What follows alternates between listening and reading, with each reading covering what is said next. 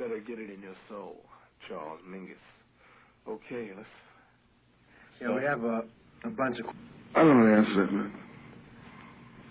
I don't know how to answer that.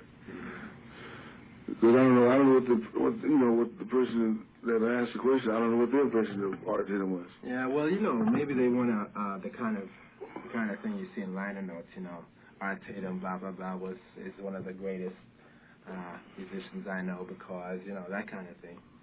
You know, those little phrases you always see and people think are so, you know, glorious. Well, some of the time I expound on it, but Art Tatum was the greatest, you know. He's one of the beginners, one of the teachers, masters. The same person wants to know if you'd advise young musicians to go into jazz. You know, considering all the things you've said. I consider musicians to go and study, you know, do whatever all jazz musicians did, study and learn to play an instrument. If they play jazz, they play jazz. But you got to learn how to play the instrument first. You don't learn that from Louis Armstrong. He's dead. You go to school, you know. The same as, I think Bird played in a high school band. I know Buddy Collette, Jerome Richardson played in a high school band. They studied from white teachers. Right. You go and learn from the white teacher, and he can't destroy what you are. But you got to learn the basics. You know? Yeah, well, that's what it is, man. It's get some white teachers to teach you. And then if you want to study jazz, I think it's a very silly subject myself. A lot of people sit con schools around different places called jazz schools. Well, if I had a jazz school, I would just teach music. And I would teach them to listen to a whole lot of, you know, Chopin, Beethoven, Bach. The most complicated music I know is Bach. Technically. Most of the time somebody thinks it's bad, that's what cut Bach. Bach's inventions. One person suggested, well, it's been suggested that some of the so-called new musicians don't know about, you know, some of the roots of jazz, and they don't know about other kinds of music. From your experience, is that true? I never heard that before, man. Everybody I know about speaking of Art Tatum used to play the classics. Even far back as Boogie Woogie, what's his name? Leadbelly? Not Leadbelly, fat guy. What's his name? Fat than I was. Fat Swallow? No. Fat used to play classics, too. He went to Juilliard. He's a major at Juilliard. Majors in organ. Meet Lux Lewis. He used to play the jazz, Boogie Woogie, and the classics. That's, you know, 39, 40, in the 40s, late 39, late 30s, early 40s. Everybody knows that. See, a lot of people move in music to comment on it, and they really don't like it. If they liked it, they would have liked it back in 1939, you know. They would know about it then, and they wasn't asking questions like that, because everybody I know has always, it's always been the same thing. There's been jazz music, because some people like the jazz big dance band, because people want to dance to it. And our bands brought a different kind of thing into it, but most brought other people into it. But still, we're getting back to something else. Because I don't know if jazz big bands really represent as much as the blues did to our music, but as far as representing our people is concerned. Yeah, it must be a question. That's something you said about Max Roach. Oh, yeah, yeah. I tell you that's what I want to answer anyway. That's what I heard. Yeah, Max Roach said that last night at the East, he said that jazz shouldn't be called jazz, but it should be called music of African people dispersed on this continent. That's... You know, it's funny about Max. He's a very intelligent man, and most everything he says I always like. But what do you think about what he said there? Because I'm thinking about symphonic American music with, you know, all kinds of people in it. Black, red Indians, if they got them, Chinese, everybody. Now, I know that the music has not been affected yet by jazz. It was the kind of band I want to play in. I want the guy that could utilize my music in is to play, will be in a large 175-piece band, symphony. Now, also string quartets, chamber groups. That's what I like to have open for me, and I know a lot of the composers are like that. Now, what does Max say? He said that jazz shouldn't be called jazz. It should be called music of African people dispersed on this continent. Well, that's the same music that's been influenced. Western music has been influenced by African people of the. Well, why African? I'm trying to say black people of the American continent. I guess that's what he's saying. Is that what he's saying? Because that's definitely what in the long run, that's what it is. It's a music. It's the same stuff they've had here, but with black people, when they took the instruments, they played it, and they brought it to a new height, technically and emotionally. And now the results of those guys, great men who are most all dead now, because some of the things they're following are not as intricate. It's much simpler to do. So take Art Tatum, who's never been replaced, not even by Bud Powell, who was who was a more creative genius to art. Art was a more technical genius. He did impossible things. I never could play like that. I mean, because he just had too much technique, man. So the tempos they're alone. This cancels out most piano players. And his left hand. He played most piano players played any piano player later today. He played with his left hand, whatever they play. I believe he could do about what they do with both hands with his left hand. From what I've heard lately. So I would say that, and looking at the respect, and I look at Louis and Louis and Art Tatum, that this music would be affected by the black people, but whether you should write it up that way, you say, everybody stand at attention. This music that America now plays was changed by Africans. Right, that's what he's saying. I think that everybody would just automatically know that. If I say America is finally playing some music, which Europe would automatically recognize, say, wow, America is finding the American classical field, the so-called serious musicians have embraced their own originality, their own original music now. For instance, I'm saying that, like, hiring Dizzy Gillespie with the Boston Pop Symphony isn't enough. They should have hired Dizzy to orchestrate for him and everything. Do the whole thing be Dizzy, not just out front and play a solo. When that day comes, and when Dizzy did that, he said, well, you have to change your trumpet man because you're going to need a first man like Snooky Young. I'm pushing Snooky Young. Because by the time I get through, everybody knows Snooky Young is about the greatest trumpeter that lives in America and Europe, everywhere. I'm going to say it, not to only build his name, because he's going to be at my concert on March 4th, 1972. I'm saying it because he is the greatest, man. Well, there's a slight touch between he and Ernie Raw, but I'm thinking about a guy who doesn't solo, just does everything the white man wants to do and does it better. 100 times better. Somebody wanted to know, in the connection with music, what do you think about ragtime music? It was, let's see, I think it was ragtime. It's not before my time, but Dixieland, ragtime. Will I think about it? Yeah, that was the question. Well, I think ragtime music was something that else that Downbeat and Metronome named for a period of music that existed. It was the 20s? No, before the early 1900s. Before the 20s. Yeah. It was that was Charleston period.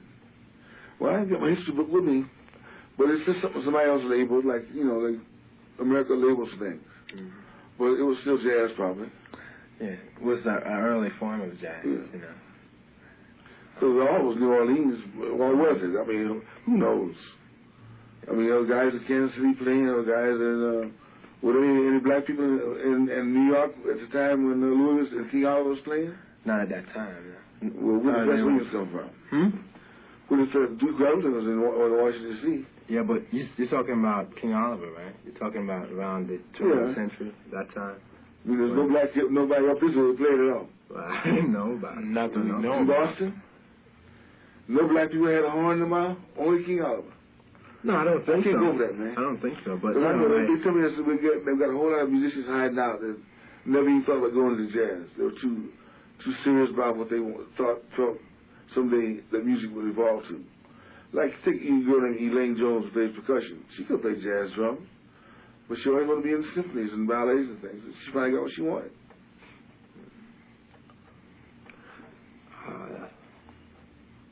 I don't know what ragtime is. I would know if I hear it, but I don't really know what it means. I don't know. I don't know anybody. I can't think Kid Ory didn't play it. Louis didn't play it. I don't know anybody who played ragtime. Yeah, well, like you said, it's just a label, It's just a label. Well, I really would like to know. You got ragtime music? I don't know what it sounds like, man. I think what they say is that at the time that ragtime was at its peak, they didn't have recording equipment. Like Oh, yes, they got jugs. They even got jugs recorded. That's before they had instruments. Cats playing in jugs.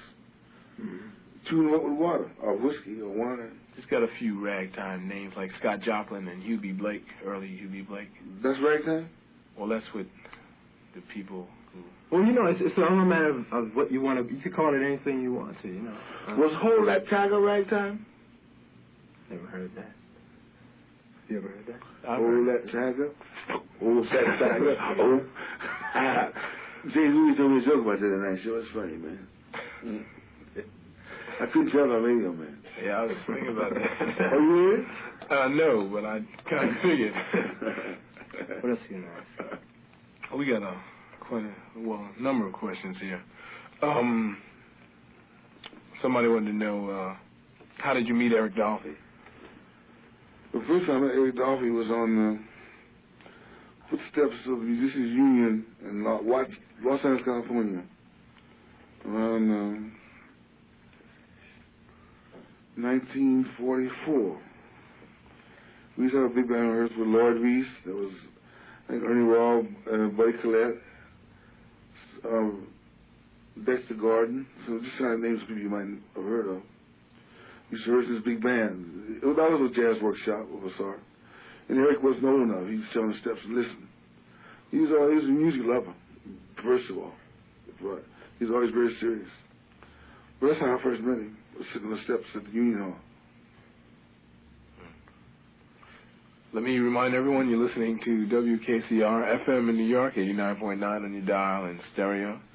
We are in progress with our Charles Mingus tribute, and we are talking to Charles.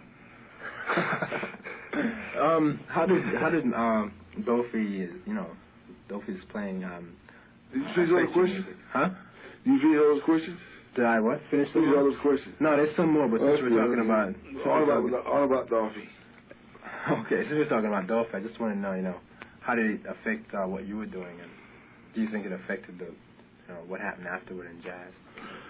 Well, I'll tell you that. Have you seen a movie called The Organization? Not yet. That's in the.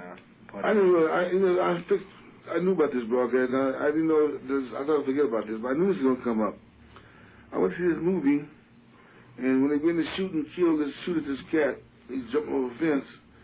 They take Eric Dolphy's solo off, which I immediately copyrighted through the mail with a record to Washington D.C. I'm gonna sue him because it's Eric Dolphy's solo. Go listen at it. You hear it. It's the one he did with me at. We were talking. That's just came out. It's a new album that just came out. It's on the Barnaby. It's on the Barnaby label. Barnaby, yeah. Right. It's not new. I know, but it just came. They re-released 9 years it. ago. They re-released it. Well, they shook copped him, man. Yeah. It sounds just like him. I can't imagine how they did that. They took it off the track and cut the bass track down. You hear it, if you heard the record, you hear it, so you go see it. Mm-hmm. That's some more about stealing. I mean, I know the guy who wrote the score with the movie knows he stole it. They don't get a chance to practice that much. You don't think that? You're saying that one of them couldn't have heard it and then just copied it, did the same thing. That's what they did. Oh. They didn't just hear it and copy it. He took months and years to learn how to do it like that. and he didn't just copy it, man. He also chose a bass clarinet player who could simulate the same, kind of technique. I'm trying to figure who it was. You know who did the music for that film? No. Never heard Dolphy. Not offhand. I guess what most people would like to know is, what was the thing about Eric that was so great, in your opinion? Not my opinion, man. See, I tell you, that's what's wrong with most of the kids today, even some of the most popular. They heard records only. They never heard like Charlie Parker in person. Eric did. One thing about Charlie Parker, Eric Dolphy, and Ben Webster and Coleman Hawkins, or Ben's still living. See, the older days when they had guys to play in halls and dance halls, they didn't have these things. Microphones. The guys had to get big sounds. Charlie Parker, he played in Birdland. He stood, see my kids, he stood this far back. You see kids, they were right up in the microphone. Bird didn't need no mic. Hawk didn't need no mic. Eric Dolphy didn't need no mic. To get a balance of the band in Europe, I put my Eric Dolphy back by the curtains because my tenor sax and trumpet was so soft that all you heard was alto out front. And I put him out in the back, and you still hear him over everybody. It's sad because nobody wants to carry that tradition on. That's why Eric was liked so much, because he's a direct link to what was going on. He wasn't a separate link. He wasn't a freak out of the dark or out of the light. He was a freak out of the soul of the history of the jazz progress. Okay. Let's see. A couple more. The album that was done with under Charlie Parker's name at Massey Hall. Someone wants to know whose group was it? Your group? Whose group was it? Yeah, was it your group or Parker's? Or just a collection of musicians who, got together for the date or something like that. Well, no, Massey Hall was a concert in Canada. Right. And they billed it by who asked for more money. I asked for less. Let's see, I'll tell you how it was billed. I mean, because everybody was surprised that Charlie Parker's name wasn't up top. And so I asked Max. Max said, well, I forgot whose name was first. It was first either Dizzy or Bud's. Bud Powell was billed first. And I asked Max how it happened. He said because Oscar Goodstein had gotten Bud more money than Dizzy or Bird had asked for. And of course, me and Max, the supporters of the soloist, never thought we could get as much as the horns. Although it should have been a cooperative thing. All the musicians on the record, the company was my company, and Max came in and joined the company at that time and put the money up to record the concert on green tape, whatever that means. It wasn't done as best as it could, but it's a collector's item. And the money was to be split equally among all the musicians. Originally, the company wasn't going to take anything. But I mean, Oscar Goodstein discovered the fact that if the company doesn't take a 10% of the thing, it couldn't operate because just to press the records would break the company, So they did on 10%. The company took 10%, and musicians split the fee equally. Max and myself never took any money. Left ours in the company. What else they want to know? Did I answer that question? Yeah. Just want to know whether it was your band or our nobody's band. Yeah, it was a group, all-star group. Speaking of someone else who has played with you, somebody wants to know where is Danny Richmond or what is he doing? If you know, they would like to know. The band he works with doesn't ring. It almost rings a bell in my head. March group, some kind of group, a rock group he joined. English rock group. I should remember the name and help him out. I think it's the Mark Allman band. Mark Allman? Well, why you asked me if you knew? I just got the word from inside. Yeah. We played a place in England called Scott's something. Some kind of club in England, and there was a rock group there in addition to us, and Danny stayed with him, and he liked him. And he's been with them ever since, as far as I know. I sent for him recently for my record date, and he'd forgotten everything we learned together, so I didn't send for him anymore. I'm still trying to find a drummer. Because at one point I couldn't play anyone else but Danny, but when I brought him back for the record date, he'd forgotten what we'd done together, so it was no point to send for him anymore. Do you find playing in clubs, depressing, or what type of setting would you like to play in, if you had your choice? Well, when I'm my healthy self, nothing bothers me because I like to play. I can even play for nothing, like we used to go to Mittens or any half-hour club or Jack's Chicken Basket. You used to do it because you liked it, but after you meet enough guys say, man, look at this club owner. He's making all this money when he's jamming for nothing. Finally, the guys started waking up. I mean, like Billy Bergs in Hollywood. This guy was musician just jamming. For some reason, he get a crowd in there from 4 a.m. to 11 the next day. And the friend of the guy said, wait a minute, man. And the guy was really willing to pay him money. And that's when things started to decay in jazz. Everybody wanted to get money for everything. And the fun is gone. But for me, it's not gone. I say, well, I'm a healthy self because I can figure a way to make a living. But I don't wonder if it's going to ever be any money in jazz. If Louis Armstrong didn't make none, how the hell you expect us to? Because I can't Uncle Tom that good, no matter how hard I try. He Uncle Tom $7 million away. Joe Glazer told me this. I bought a building on 57 twice, 2 buildings and one on Park Avenue. And the man didn't set up one thing for us, man. For us, I was trying to say us, well, I mean us, our children, to continue the art. One scholarship to anybody I know of. I hear Lionel Hampton's doing something like that, isn't he? I'm not sure about Lionel. A big project in Harlem. You ever heard about that? Mm-hmm. Lionel is building, erecting a low rent, miles area of state, you know, for low rent. They say his wife stood up before she passed. He left the big system, the people who owned Louis Armstrong. He left it, and he was able to make some money. He's the only one I know. Him. Oh, his wife did it. I say he left. His wife did. She knew not to go that way. Let them have all you. She's a very smart woman. I remember when he recorded for Columbia Records, Mingus Fingers. That's why it wasn't a hit. She waited as soon as the record, she bought them all. She bought a truckload, man. I said, well, you can't buy a record at the store. Don't worry, Mingus. I'll send them 5 years later. And she did just that. If you know how to do it, Columbia doesn't care. As long as if somebody buys them wholesale, and they sell for $3 in those days, she up to $5 in some of the theaters. Because she's a thinking woman. That's the kind of people you need if you want jazz to continue. You need somebody like Gladys Hampton who could be out there thinking for you and run your business. Not somebody who will go back and try to do what George Wein and Joe Glazer did already. You need somebody to improve the thing. Because to make any money, you got to do what she did. You got to double the price. Because she'd been robbed so much in front. She said, well, how can I make for this time when my husband's working for $10,000 a concert and all the money's going to the agent, you know?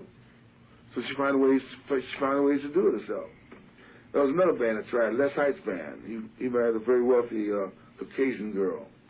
And she tried to sell booking agencies and all the clubs and ballrooms turned them down, wouldn't book the band. They got stranded out here. If you try to fight the system. Those are 2 good ways. Somebody wanted to know about the kind of relations you had with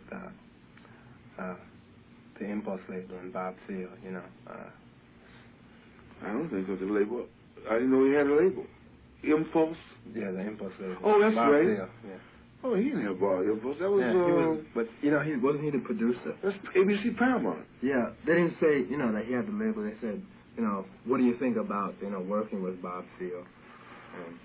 I always got along with Bob Thiel because he looks like Lee Craft. Lee Craft and Bob Thiel are like one guy to me. They really don't look alike, but their mannerisms and the way they treat me, I assume most jazz is nice, is respect. My best recording contracts came from Lee Craft, and I was also respected by what's his name? Bob Thiel. Bob Thiel when I went to Impulse. He gave me a pretty good contract. Did he, you know, interfere with your music as a producer? Nobody ever interfered with my music. Interfered by not having enough time to record. I know, for instance, the Black Satan Sinner Lady. The best side of the Sinner Lady, the B side of the record, is still in can because engineer R.C.A. Victor was prejudiced and swore that I was wrong, that it wasn't another take, and I knew there was another take. He made a mistake and put the best take under another title. And after he spent thousands of dollars renewing an inferior take on Black Satan Sinner Lady, he's playing the tune, looking for another tune, and he finds this one that we worked on, and it's too late to process it. So he sent it through with the inferior take and the improvements. The improvements meant to call in the alto player. Did you hear the Black Satan Sinner Lady? Oh, we haven't played it yet. Well, who's on alto? I can't think right now. I'll tell you in a second. So Chico's husband's on there. I know that Japanese lady. I can't think of her husband's name, though. On which one is this? That's it. Black Satan Sinner Lady. Yeah, Charles Mariano. You know, Mariano, we had to send for him to overdub the solos because the takes were so bad. And we were able to cover up. The A side is fine, but the B side, they lost the master track. He didn't lose it, he just started on the wrong title. They could take that B track, or an Impulse could, and put it out as a whole new tune. Nobody even know what it was. Because there's nothing like what I wrote for Black Saint. It's just a wasted tune, laying up. Of course, they should pay for it if you're going to release it. Oh, that's about, you know. Bob feels all right. Mm-hmm. I remember doing that piano date with him, which is a very good thing came off. Myself, I'm real.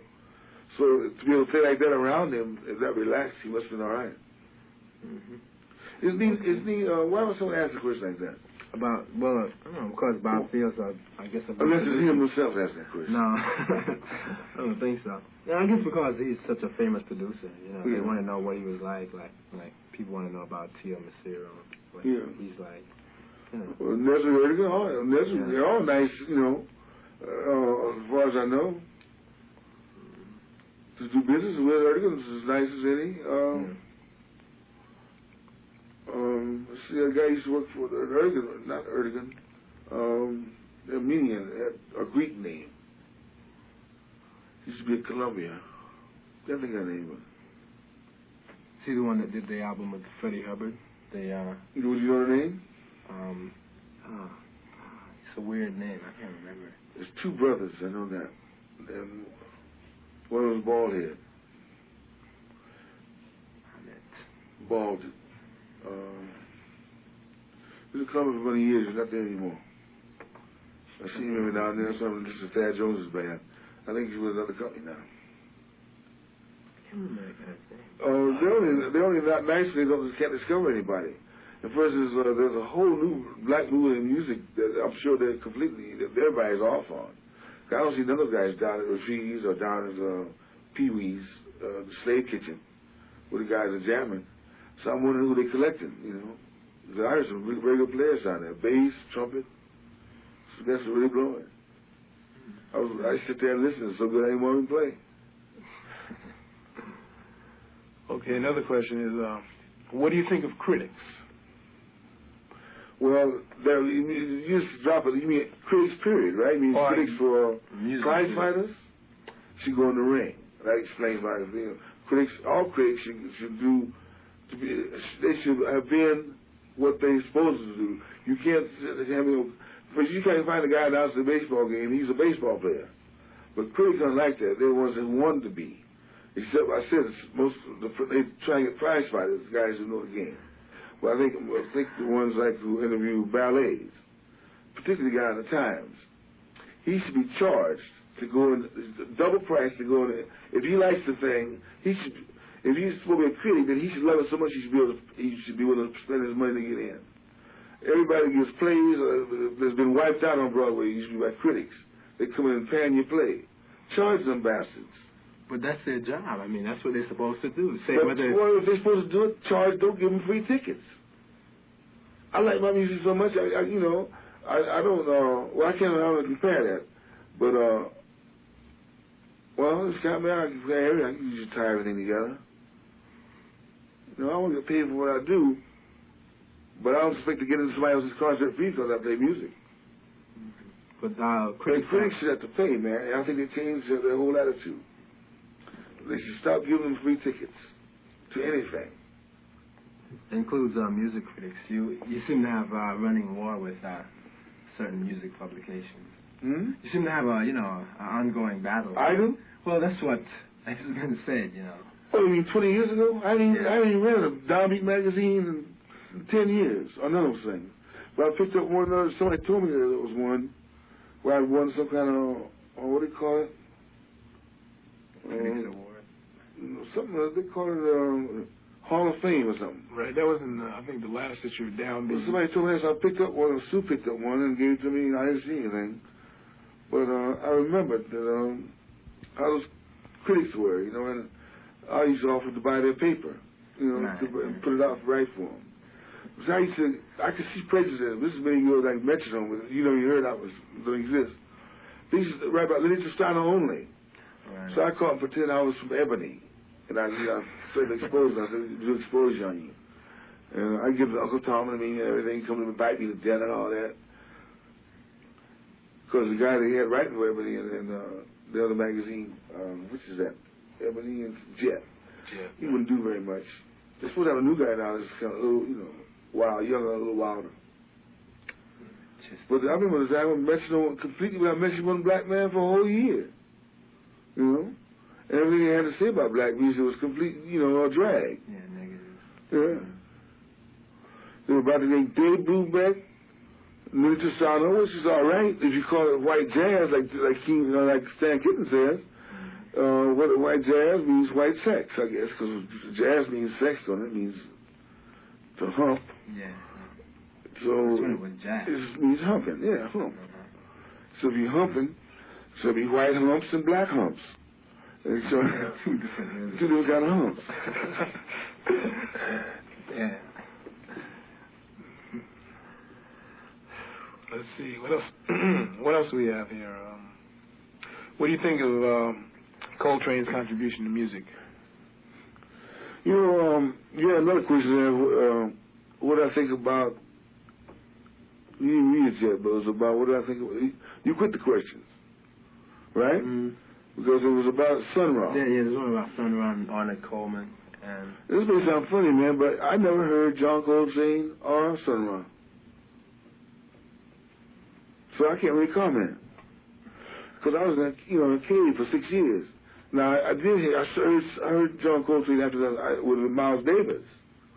I heard that. And then he went to something completely different. And I have some reserves about that, you know. Because maybe I didn't hear enough of it. And there's another guy I never heard. This is Cecil Taylor. Where did they work? I never know anybody. I was playing Birdland. I see Cecil Taylor around Birdland at the bar all the time. And I see Sunrise coming to find something I was working with that, but I never knew any clubs you worked in. They play down in the village, you know, the Vanguard. Now, this is years later, but I was in my cave at that time. But I'm talking about when the auto clubs were open. I heard Ornette Coleman at the Fire Spot about 15 years ago, about the time we go close it. Now I heard me get a Newport. But I wonder if that's enough to justify me comment anything, you know, as to what you think. So I think all black people deserve to live in. If you say something's going to knock against living, who might do that? I think if anybody wants to play jazz, for instance, if he says he does it, since everybody knows it's humping, nobody can say how to hump. If you like the way Ornette humps, or you like the way John Coltrane plays hump music, if you like the way Dave Brubeck plays hump music, then all the humps should be different. I'm pretty sure everybody humps different. So since jazz and hump is the same thing, when I say I like the way, I'm being a man, it's difficult, but I'm pretty sure the Coltrane humped all right. And I'm sure the Ornette does too. And maybe the Sun Ra. I mean, I think the comparative thing to a music that's based on sex cannot be told by the women that the guys go with. Now, about music, someday I'm going to write a book on that. We'll go on to music. But on hump music, that's another thing. I think Max will go for that one, too. Old Max Roach. Is that it? You asked about Max Roach. Somebody asked about that. Max Roach is a musician drummer. For instance, this is no question. You walk into a club and Max playing a solo. I didn't know who he was. I walked to a club called Downbeat. And I got to the bar to drink. Did you know that I know that? He's playing a drum solo. I walked to the man and said, you playing Bob, Weenie? He said, how do you know? He stopped playing. We hugged each other. Because I came in the middle of the solo. He wasn't playing.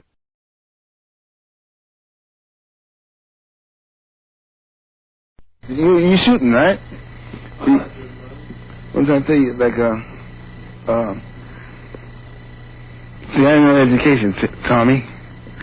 So what really happens is that these people, when they think the leaseless joint that you see you thrown out of, they were supposed to have good attorneys that had education to be sure that if they moved me from the place where if I stayed 2 more years, it would have been the new Bellevue Hospital, they would have had to find me a place. In the meantime, they moved me here and they said they haven't got The lease was bad. But Mingus, not me. What does your eviction tomorrow have to do with J. Edgar Hoover? Hoover? I mean, when I call him, I've always written him. If that's what wrong, inform all the fellas, all the white folks, let them know that I'm trying to be a good boy. It may sound funny because I've got a feeling that maybe I speak for more than just myself. Who are you speaking for? Well, I think most Negroes will tell you, but I think that most Negroes will tell you they feel the same. I got a feeling that Negroes. He was telling a story out of that tune. Now, he probably could send a message if he lived in, in Africa. Because that's what they use drums for. Like you send a Western Union in Haiti or something, it gets to the city, but if you live in the mountains of Canada and Dunham, they send the rest of the message by drums. See, I think guys like Art Blakey and Max can do that. But I think they can do more, too, like intellectual, comprehensive music that came out of their fears and their studies as a child. I don't think we should drop all technology of music. I don't think we should say, well, everything the white man does is wrong. If that's the case, we should all go to doctors who operate by ear. You on a appendix ticket. Are you a hump doctor, or are you a well-trained white theorist? You say, well, I'm a humper. I'm going to cut you on by ear. I don't go for that. When I have my appendix removed, I want to be sure the guy is a white guy. I mean, really, man, think about it, because the history of our people with the knife has been in a different direction in the last hundreds of years. So I want to be sure there's some white guys there with that black guy who's just learned how to slice me and not be mad at me. I mean, let's stop lying to ourselves, man. I don't know too many cats that have done a lobotomy in Africa. Frontal or backal.